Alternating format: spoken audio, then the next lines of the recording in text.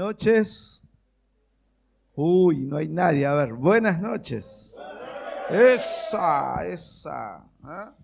Bueno, diría un tarijeño, ¿no? Qué gusto estar con ustedes en una plenaria más.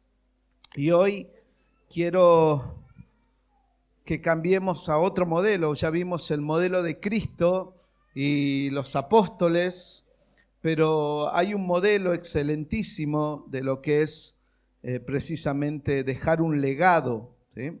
De poder traspasar la verdad de Dios a la próxima generación. Y es precisamente lo que sucedió entre el apóstol Pablo, como decía, uno de los apóstoles más influyentes, y como él dice, el que trabajó más que los demás, pero no él, sino la gracia de Dios a través de él, ¿eh? Pero es impactante la vida de esta persona. Ahora, este hombre era un apasionado por la iglesia de Cristo y era un apasionado por el evangelismo y la fundación de iglesias. Una persona que viajó kilómetros y kilómetros y tenía esa ambición santa de llenarlo todo con el evangelio. Y en Romanos dice, todo lo he llenado con el evangelio. No quiere decir que haya ido casa por casa mínimamente hablando, sino es que los principales lugares donde tenía que ser conocido el nombre de Cristo fueron alcanzados por Pablo.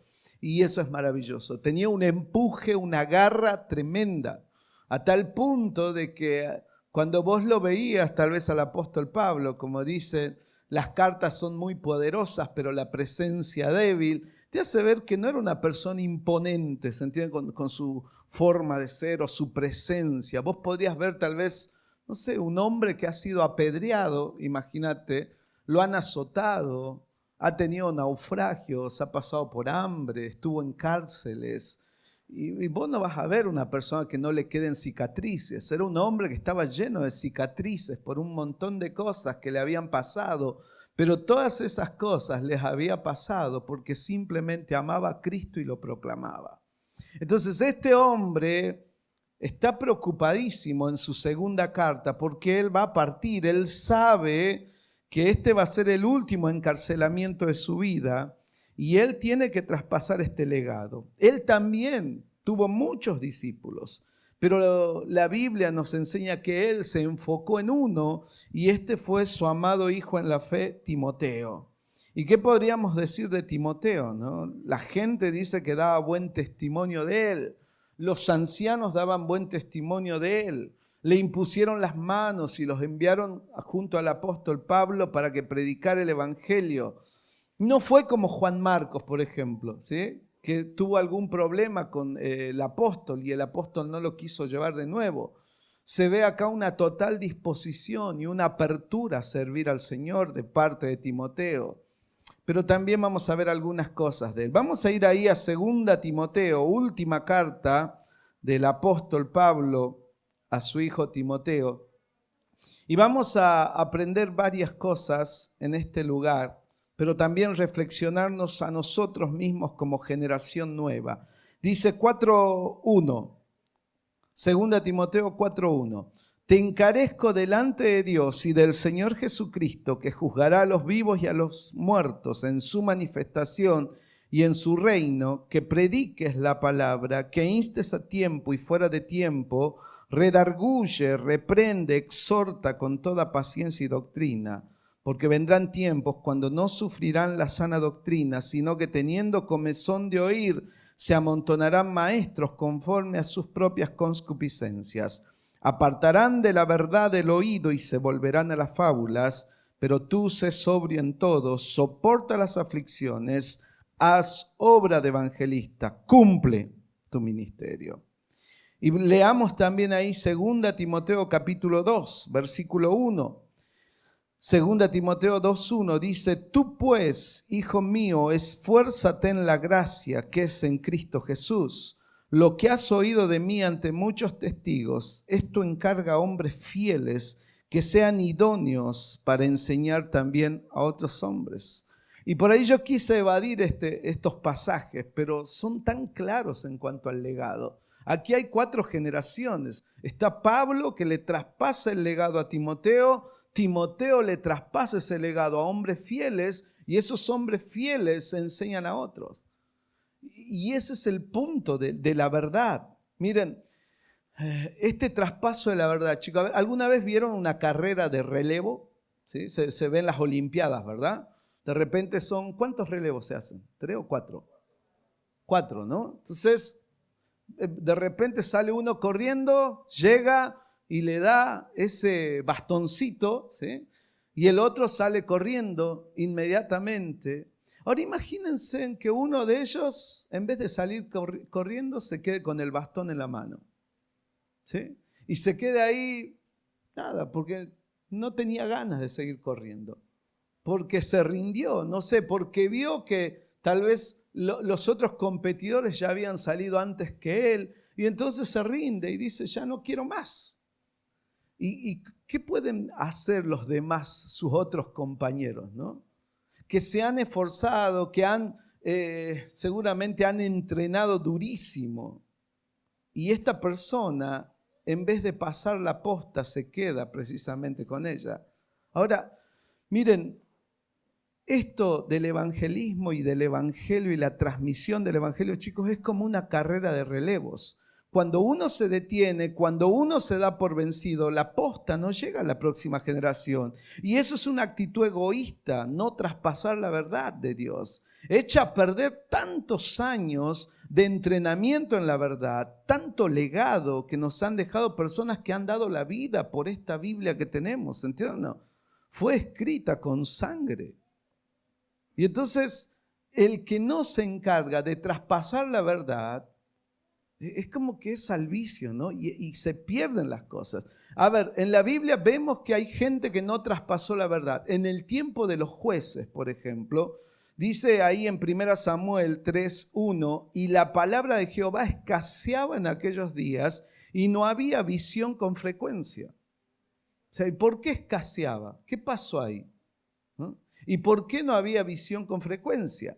Cuando vos vas al Nuevo y al Antiguo Testamento, al Antiguo Testamento y al Nuevo, vas a encontrar que hay 400 años de silencio. Y vos decís, ¿qué pasó ahí? ¿Qué pasó? ¿No hubo actividad del pueblo de Dios?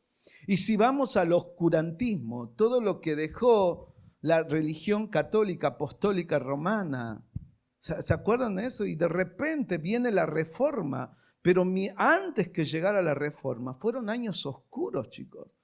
Y la verdad se perdió, ¿se entiende o no? No se transmitió. Y se empezaron a hacer herejías en el nombre de Dios, un desastre. Entonces, todo eso pasa cuando no se traspasa la verdad. Por ende, Timoteo no puede renunciar. El verdadero traspaso generacional es el traspaso de la verdad de Dios. Es el traspaso de la verdad de Dios. A ver, te doy un ejemplo. ¿Dónde pensás que fue la cuna del Evangelio? ¿Dónde? Europa, ¿verdad? ¿Sí? Bueno, sabemos que comenzó ahí en Jerusalén, Judea, Samaria y hasta lo último de la tierra. Pero nosotros hemos recibido misioneros europeos que han venido trayendo el Evangelio. Ya sea llegaron al norte, o sea, Norteamérica, y después algunos también llegaron, pero ahora vos decís, ¿cómo está Europa? Y bueno, el ejemplo actual es ver cómo Europa está muriendo a la verdad y los musulmanes están copándolo todo porque no hicieron la misión, porque no traspasaron la verdad y están reevangelizados por los musulmanes. Y no solamente eso, el marxismo, el progresismo se ha metido en Europa. Y de ahí había tremendos predicadores. Y muchos dicen que hoy muchas de esas iglesias que en algún tiempo fueron pujantes, hoy son tabernas, ¿no? O son bares donde la gente puede ir. O simplemente son lugares donde simplemente vas mira, acá fue la iglesia de Spurgeon, no sé, cosas como esa. Pero nada más que eso. Ahora, fíjate ¿cuál es el resultado de no traspasar la verdad? Por eso Pablo vuelve con esta responsabilidad. Timoteo, predica la palabra, Predica la palabra. No podés renunciar. Tenés que enseñar la palabra en público, en privado. La palabra de Dios tiene que dominar nuestra conversación, nuestra mente, lo que hacemos.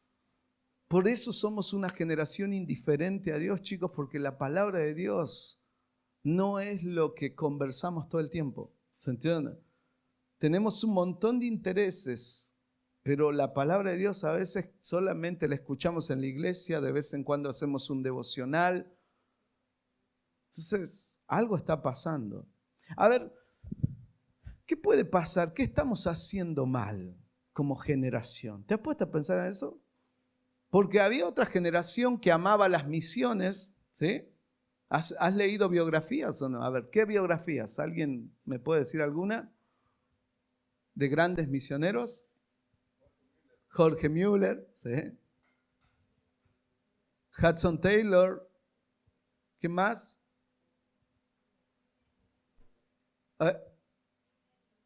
Gene Elliot. ¿Y qué pasó ahora? ¿Por qué ahora no hay héroes nuevos? ¿Y qué les pasó a ustedes, chicos? Porque ustedes son la nueva generación. Tenés que pensar eso. O puede pasar, chicos, que no nos interesa la verdad. O sea, nos importa una papa la Biblia, nos importa una papa Dios y nos importa una papa Jesús y el evangelismo, y simplemente consumimos religión y venimos a un campamento a divertirnos y a pasarla bien y a buscar novio. O algo nos está pasando. ¿Se entiende o no? El que se pone el poncho se lo pone, como decimos allá en Argentina. O sea, el que le quede justo tal vez la exhortación que le quede. Pero algo nos está pasando. O sea, una, no estamos recibiendo la verdad. Otra, estamos recibiendo la verdad, pero no la estamos transmitiendo. Entonces vos vas a encontrar, ¿cuántos de acá fueron a institutos bíblicos o hicieron seminario? Levante la mano. Allá, 1, 2, 3, 4, 5, 6. Hay varios. Ahora, de todas esas personas que van a seminarios, o que los seminarios llegan a sus iglesias, porque ahora hay tanta facilidad que a veces los seminarios están yendo a las iglesias. Ahora, ¿por qué no hay más misioneros? O sea, ¿por qué no hay más compromiso? Entonces, a ver, estamos recibiendo la verdad, pero no la estamos transmitiendo. Y mientras tanto, chicos, nos transmiten más y más verdades. Por ejemplo, en los sermones del domingo, seguramente el pastor Miguel predica y trata de enseñar y nos esmeramos. Te digo, yo soy pastor y me esmero para que realmente la iglesia pueda recibir una verdad contundente, profunda. Después hay discipulados, hay seminario, de maneras virtuales podés tener acceso a la verdad. También los medios de comunicación, yo no sé, allá en Argentina la BBN es sagrada para los hermanos libres, no sé si acá, pero allá BBN, ¿sí? Es como que la radio que te santifica. ¿Sí? Entonces, si no escuchas eso, no sos santo. Bueno, pero hay de todo, o sea, hoy encontrás un montón de cosas. ¿Y qué pasa, chicos? Porque la verdad está, o sea, fluye, pero llega a nosotros y parece que ahí se estanca, ¿no? Y cuando se estanca algo, ¿qué pasa? Se pudre y huele mal. ¿Se entiende? Y tenemos más problemas de carácter en nuestro grupo juvenil. Se casan con inconversos, fornican a lo loco, ven pornografía cada 2 por 3, se vuelven materialistas, ¿sí? O sea, y tratan de, si no, ser estrellas en la iglesia, ¿viste? Los popstars cristianos. Y todos luchan por algo en el reino, pareciera que quieren un pedazo de esa subcultura cristiana. Entonces, algo no está bien, chicos. Porque yo no veo que estén saliendo muchos misioneros. O ustedes, no sé, Miguel, si vos ves, pero me cuesta ver. No están saliendo tampoco más personas que hagan ministerios contundentes, profundos, que tengan realmente la marca del Espíritu Santo, ¿se entiende? No? Y no solamente la marca de un programa, porque una cosa, chicos, es tener la marca de un programa. Pero cuando vos haces ministerio como hacían estos hombres, vos tenés la marca del Espíritu Santo. La gente mira y dice, ahí Está el Espíritu Santo actuando a través de esa persona. Y se nota, ¿se entiende? Porque el Espíritu Santo da testimonio de lo que hace. El libro de los Hechos, chicos, es el libro de los Hechos del Espíritu Santo. Y eso es profundo. Entonces, a veces creo, y esta es la triste conclusión que saco, porque charlo con jóvenes, a veces creo que vamos a seminarios o escuchamos más Biblia o teología para nuestro propio placer intelectual o para nuestra propia autoestima evangélica. ¿Viste? Como que así como te gusta tener una carrera en el sistema, dentro de la iglesia tampoco te querés quedar atrás y buscas teología, pero después si no la transmitís, chicos, ¿de qué sirve tener tanta teología? El punto es recibir y dar, recibir y dar, recibir y dar, recibir y dar. Esa es la dinámica de la fe. Ahora, yo te hago una pregunta. ¿Para qué quiero conocer más? Tenés que hacértela. Yo me pregunto, a ver, ¿para qué quiero conocer más la Biblia? Y la otra pregunta que me hice es, ¿para quién la quiero conocer? ¿Para mí mismo o realmente la quiero conocer para darla a conocer a otros? Preguntas.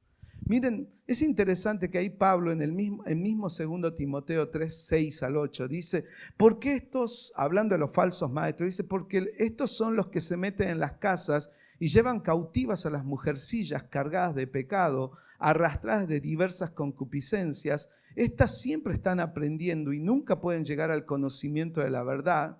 Y de la manera que Janes y Jambres resistieron a Moisés, así también estos resisten a la verdad, hombres corruptos de entendimiento y reprobos en cuanto a la fe. Y Pablo está hablando de los falsos maestros, ¿verdad? Pero acá me llamó la atención las mujercillas o mujerzuelas, que en realidad es una forma despectiva de hablar de las almas simples, de esas almas que tienen la puerta abierta para todo, ¿sí? Eso es un simple en la Biblia. Ahora, esas mujercillas, y no tiene nada contra las mujeres, sino que él busca de alguna manera algo para mostrar lo que está tratando de explicar. Estas mujerzuelas dice que están, primero, cargadas de pecado. Y entonces, ¿qué hacen? Aprenden.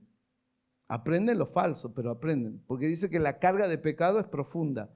Entonces pareciera que necesita que algo les calme la conciencia, ¿sí? Después dice que están arrastradas por diversas concupiscencias.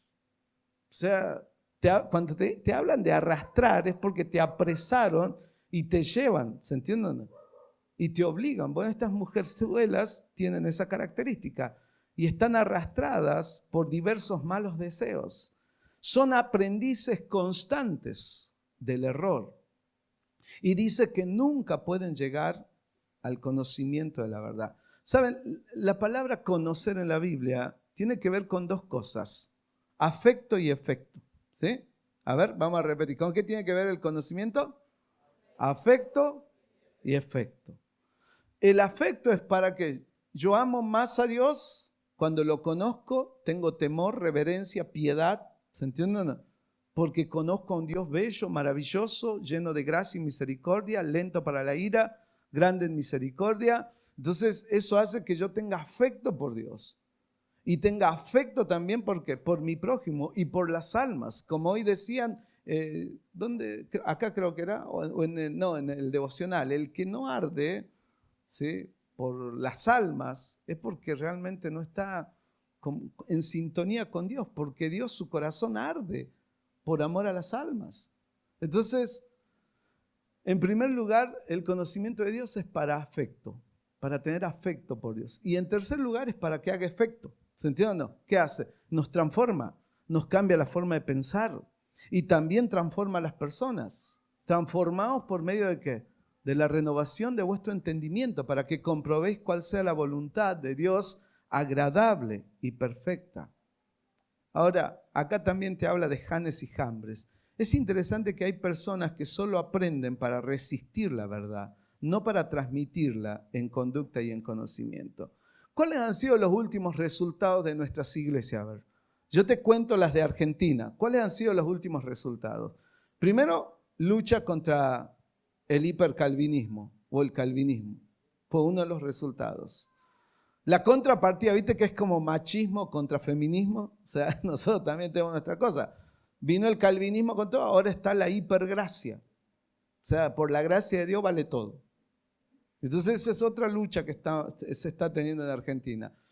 Se está judaizando. ¿Se entiende? Hay gente que está volviendo atrás y trata de judaizar. Hay una iglesia en Córdoba donde empezaron a circuncidarse los hombres. ¿Saben lo que es circuncidarse, no? Entonces, circuncidarse, círculo, cortar en círculo, sacarle el prepucio del pene a los varones. Y vos decís, no puede ser, ¿en serio, David? Sí. O sea, porque está este problema.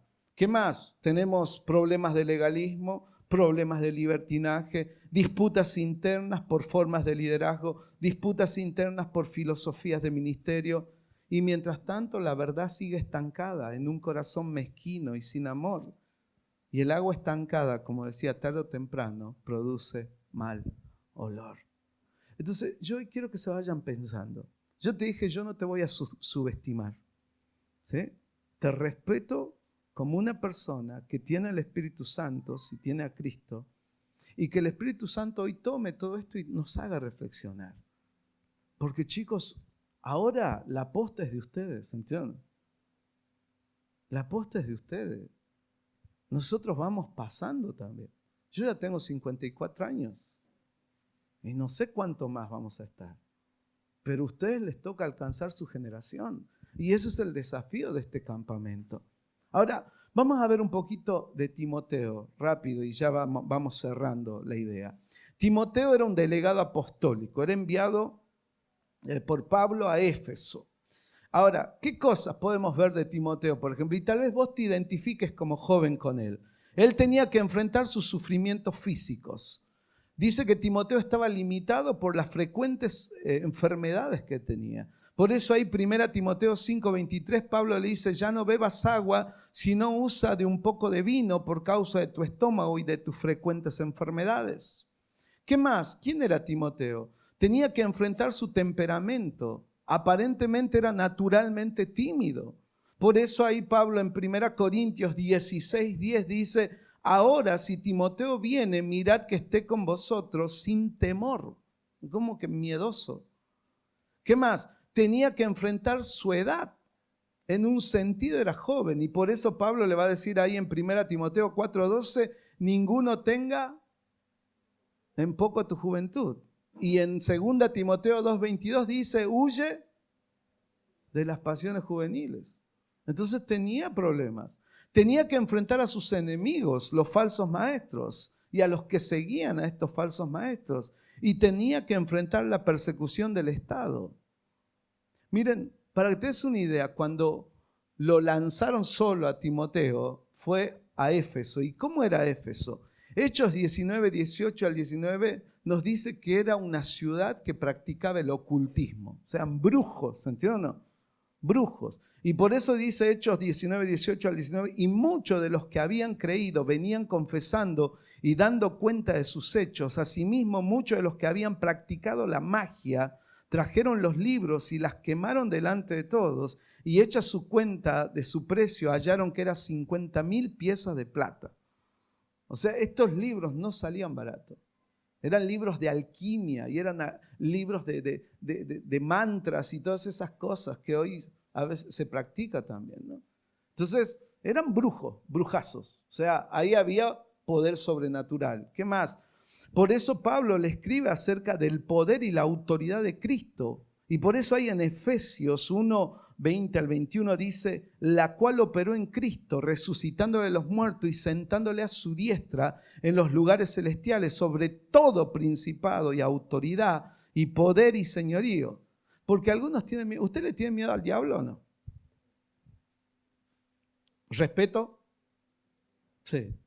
Porque uno tiene que respetar a las potestades superiores. Judas dice que los insensatos no respetan. Pero miedo no, porque el miedo paraliza. ¿Se entiende o no? Sí hay que tener el cuidado necesario. Pero de alguna manera, imagínate, Timoteo estaba en medio de todo esto. Ahora, acá los efesios también tenían este problema.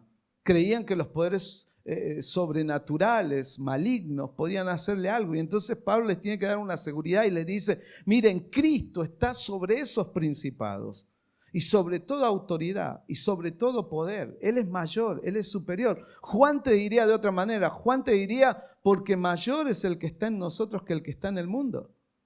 Y él tuvo que enfrentar esa realidad.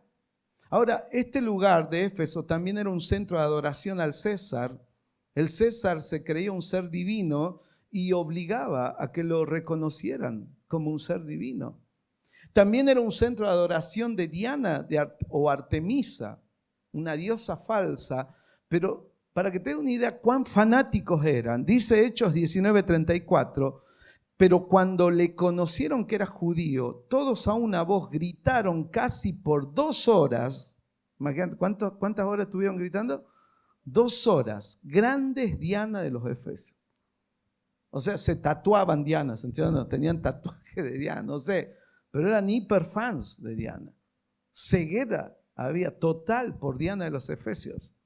Ahora, en medio de eso, es como que él es lanzado a poder dar la verdad, a poder dar la verdad.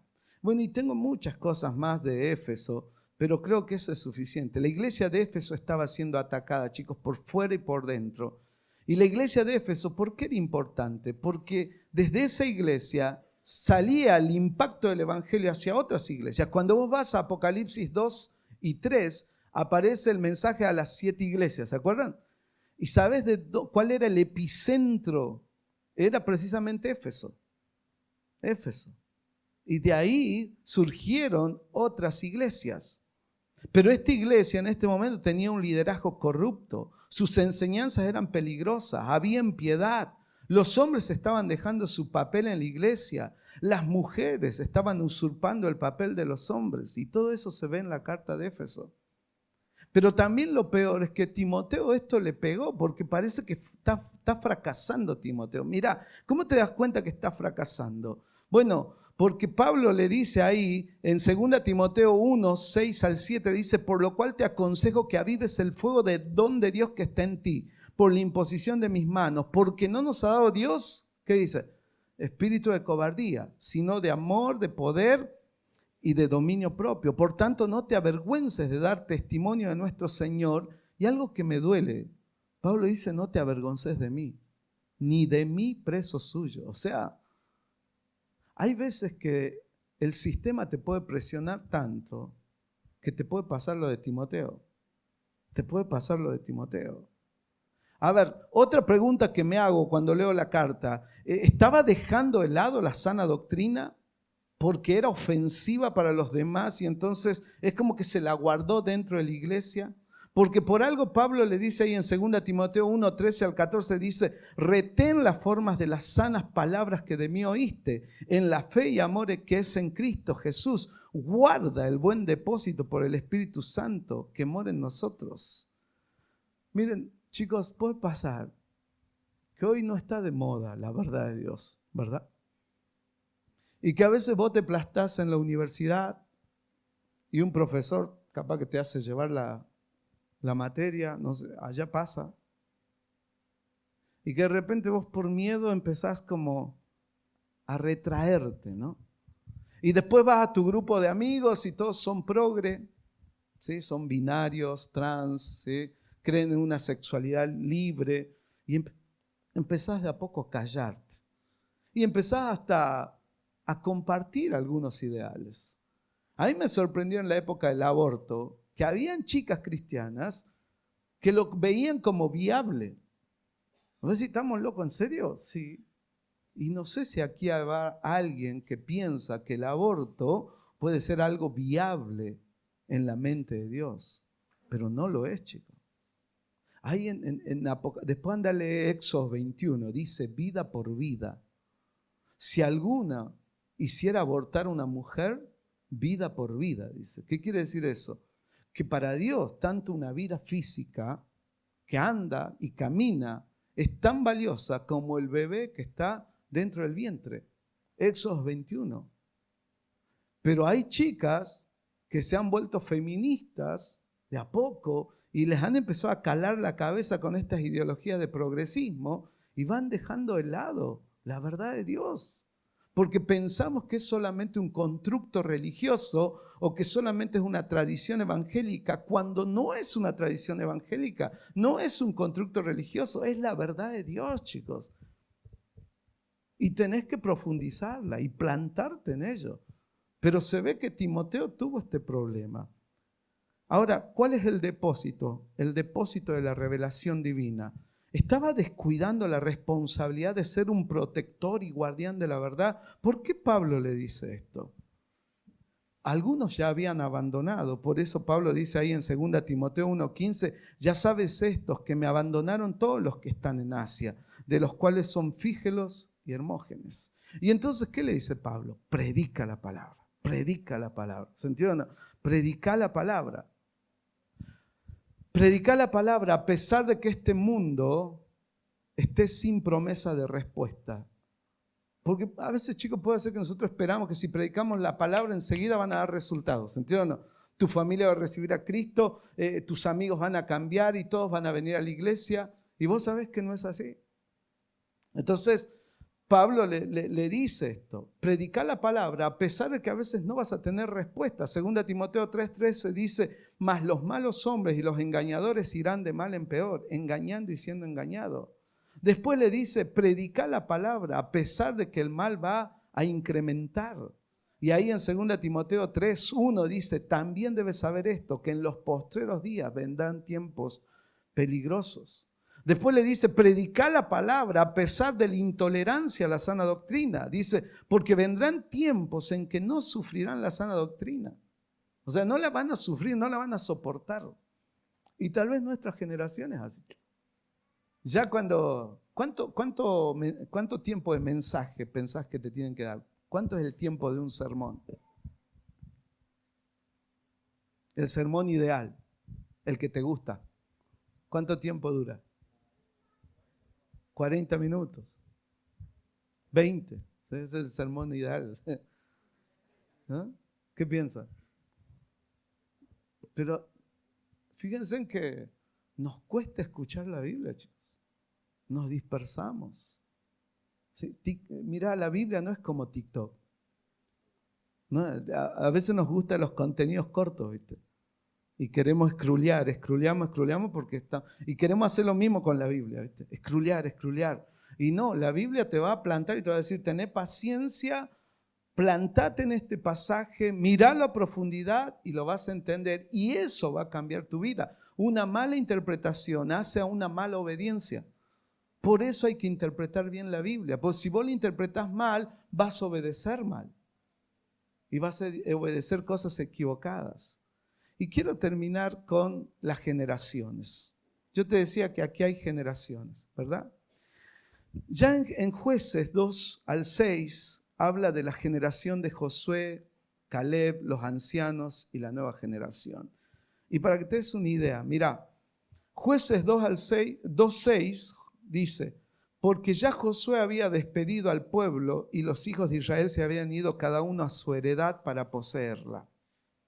¿Sí? Y después vienen los ancianos, dice, y el pueblo había servido a Jehová todo el tiempo de Josué y todo el tiempo de los ancianos que sobrevivieron a Josué, los cuales habían visto todas las grandes obras de Jehová que él había hecho por Israel. Jueces 2:7. Y después está la nueva generación. Dice, pero murió Josué, hijo de Nun, siervo de Jehová, siendo de 110 años, y toda aquella generación también fue reunida a sus padres, y se levantó otra generación que no conocía a Jehová, ni la obra que él había hecho por Israel. ¿Ves? Esto es un problema que siempre tenemos los seres humanos. El pueblo de Dios ha tenido problemas de transmisión de la verdad. Ha tenido un problema serio. Ahora, no te quiero aburrir, pero, por ejemplo, David dice que era todo corazón para Dios. ¿Ah? Lo dice Hechos 13:22. Dice, quitado le levantó por rey a David, de quien dio testimonio diciendo, he hallado a David, hijo de Isaí, varón conforme a mi corazón, quien hará todo lo que yo quiera. Bien, David tenía todo su corazón para Dios. Pero después viene Salomón Y Salomón dice, mirá, fíjate cómo termina sus días. Y cuando Salomón era ya viejo y sus mujeres inclinaron su corazón tras dioses ajenos, su corazón no era perfecto con Jehová su Dios, como el corazón de su padre David. Primera Reyes 11:4. Pero después viene otra generación, que es la generación de Roboam. Y dice, fortalecido pues Roboam, reinó en Jerusalén, y era Roboam de 41 años cuando comenzó a reinar, y 17 años reinó en Jerusalén, e hizo lo malo. ¿Por qué? Porque no dispuso su corazón para buscar a Dios. Segunda Crónicas 12, 13 al 14. Y acá ves otro problema generacional. David, todo corazón. Salomón, medio corazón.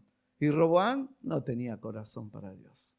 Ahora, vos podés hacer que tus abuelos fueron creyentes y fueron grandes siervos de Dios. Y después tu mamá, tu papá fueron creyentes. Ahora, la gran pregunta, ¿y vos como creyente, quién sos? ¿Qué tipo de corazón tenés para con Dios? Se ha hecho una descripción, mira, primera, segunda y tercera generación. La primera generación, ¿cómo es? Llegan a ver a Dios como su verdadero Dios. Viven todo el tiempo de Dios, dependen de Dios por completo. No viven para Dios en sus propias fuerzas, viven de Dios. Viven llenos del Espíritu Santo y viven en el poder del Espíritu Santo. Esta primera generación tiene una intimidad fluida con Dios. Su vida de oración es un diario vivir y tienen un conocimiento profundo de Dios, pues se alimentan cada día. Y para esta primera generación lo sobrenatural es natural, lo común, lo típico. Ellos todo el tiempo veían actuar a Dios, ¿entiendes? Todo el tiempo lo veían a Dios. Ahora yo te hago una pregunta, ¿cuándo fue la última vez que lo viste actuar a Dios así? Patente. No te estoy diciendo que veas súper milagros, pero ¿lo viste actuar a Dios últimamente? Porque esta generación vivía todo el tiempo viendo a Dios actuar. Y después viene la segunda generación. Estos también son salvos, pero oyen la voz de Dios muy poco. Otra, oyen la voz de Dios solamente cuando hay crisis y dolor. Es decir, cuando le aprieta el zapato, recién escuchan a Dios. Esta segunda generación. Son juzgadores de la iglesia, sensibles a las acciones de otros cristianos. Se resienten continuamente. Descansan en la fidelidad de sus padres. Su enfoque son los logros de la vida y generalmente prosperan mucho por la protección de padres fieles que oran por ellos. Comprometen todo el tiempo sus principios. Saben lo que está mal, pero no les importa sacrificar principios. Tienen excusas razonables en su propio sentido común para no comprometerse con las cosas de Dios. Tengo que estudiar, tengo que trabajar, no tengo tiempo, tengo que criar hijos. O sea, excusas siempre hay. Y después tienen un testimonio de lo que Dios hizo en el pasado, pero no tienen un testimonio vivo, diario de Dios. Están distraídos en la causa y los afectos por este mundo. Ahora vamos a la tercera. ¿Viste cómo va? Hacia abajo. La tercera generación. Muchos ya no son creyentes y creen que tienen razones suficientes para no ser creyentes. No quieren vivir la hipocresía de sus padres, dicen ellos. Muchos de ellos se van al mundo y desaparecen. Otros caen en apostasías perversas. Algunos se vuelven ateos, chicos, antiteístas, cristianofóbicos. Te doy un solo ejemplo. ¿Escuchaste de Nietzsche? ¿Han escuchado? Es un filósofo alemán y él decía Dios ha muerto. Para que te des una idea, él creía en la muerte de Dios. La religión y la moralidad tradicional estaban en declive, según él, por la modernidad. Y la gente ya no creía en Dios como fuente de valores. Él cree, por ejemplo, cosas raras como el superhombre, que el hombre solamente no necesita a Dios y puede superarse por sí mismo y completar la evolución, porque encima era evolucionista. ¿Qué más? Le criticaba la razón, ¿sí? Él cree en el eterno retorno y tantas cosas más. ¿Sabes cómo murió Nietzsche? Loco. Y alguien dijo, lo único cuerdo de Nietzsche fue su locura. ¿Por qué? Porque imagínate, una persona que no cree en Dios, que cree en sí mismo y que piensa que no hay reglas morales, que no hay absolutos, ¿cómo terminará al final de sus días? Bueno, él terminó loco. Ahora vos me dirás, ¿y de dónde es Nietzsche? ¿Sabes que tenía papá pastor? Su padre era pastor. ¿Mm? Sus padres fueron Carl Ludwig Nietzsche, pastor luterano. Y fíjate, después de su graduación en 1864, Nietzsche comenzó sus estudios en teología y filosofía en la Universidad de Bonn. O sea, padres cristianos, el tipo estudió teología y terminó siendo el peor ateo. Entonces, eso te tiene que hacer pensar, ¿cómo vas a terminar vos? ¿Y cómo voy a terminar yo? ¿Sí? ¿Qué tipo de generación vamos a ser? ¿De primera, de segunda o de tercera generación? Pero hoy andate pensando eso. Yo sé que fue un poquito largo, pero yo necesitaba dejarte bien claro lo que implica ser una generación y hacerse responsable de esto. Ojo, chicos, no sirve de nada seguir recibiendo la verdad y no compartirla. No sirve de nada seguir yendo a institutos bíblicos, pero después volver a calentar el asiento de una iglesia. No, la verdad es para compartirlas. ¿Se entiende? No, no sirve de nada haber recibido a Cristo y esconder a Cristo y no darlo a conocer. No tiene sentido, chicos. La verdad está para ser transmitida. Y si vos todavía no conoces esa verdad y sos de tercera generación, no crees en nada ni en nadie, qué bueno sería que te pongas a pensar, ¿no? ¿Dios existe o no existe? ¿Es real o no es real? ¿Hay evidencia de su existencia en la creación? Él dice que ahí revela su eterno poder y deidad en las cosas creadas. ¿Para qué está la luna? Supuestamente para inclinar la tierra, para que no tengamos un eterno verano o un eterno invierno. ¿Quién puso la luna así y para que incline así la tierra? ¿Y por qué los planetas no chocan entre sí? ¿Y por qué un átomo no se parte en la mitad y puede liberar una bomba atómica? ¿Quién controla eso? ¿Y qué hace que una célula esté en su justo lugar y no se revele produciendo un cáncer? ¿Quién controla todo, chicos? Entonces hoy ponete a pensar, ¿creo en Dios realmente? ¿Tengo a Cristo en mi corazón? Y andate pensando eso. Yo oro por mis hijos, chicos. No sé qué van a hacer ellos, pero sufro en pensar de que pueden ser hijos de una tercera generación fría y lejos de Dios. Frías y lejos de Dios. Vamos a ponernos de pie, ¿sí? Vamos a orar en esta noche.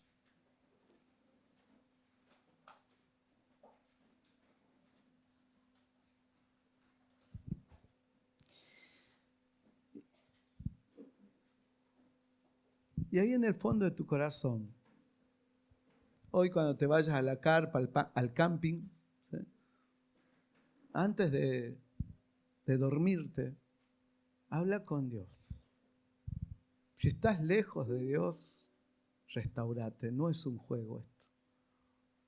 Y si estás cerca de Dios, pero solamente recibiendo la verdad sin transmitirla, toma una decisión.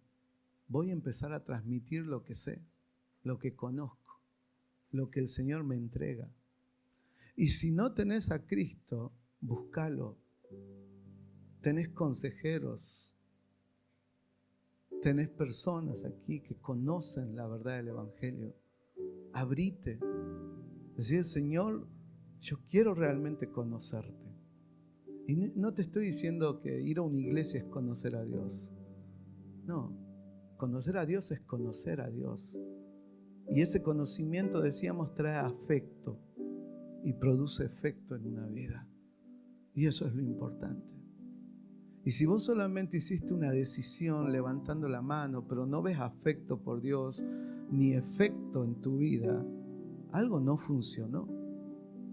Entonces ponete a pensar y tal vez es necesario que vuelvas a sondear en la verdad del Evangelio para que finalmente puedas tener un encuentro real y verdadero con Dios. Oramos. Señor, Yo te suplico, Padre, por esta nueva generación. Padre, hay una verdad que transmitir, hay un evangelio que entregar. Nuestros hijos necesitan conocerte. Esos que tal vez no han nacido, pero están en nuestros lomos y en tus propósitos. Nuestros nietos, los que no nacieron, necesitan conocerte, te necesitan. Y hay un montón de personas ahí afuera que no lo saben, que están ciegos, que Satanás los esclaviza y el pecado, y necesitan de usted, Padre. Perdónanos porque a veces hemos sido egoístas, recibiendo la verdad sin transmitirla, sermón tras sermón, libro tras libro, y nos ha costado reaccionar. Señor, muéstranos el camino, la forma de hacerlo. Señor, abre nuestros ojos a lo que está pasando. Y Señor, queremos darte un corazón totalmente rendido para que tú trabajes en él. Gracias, Señor, por esta noche. En el nombre de Jesús. Amén. Tomamos asiento. Gracias. Que Dios te bendiga.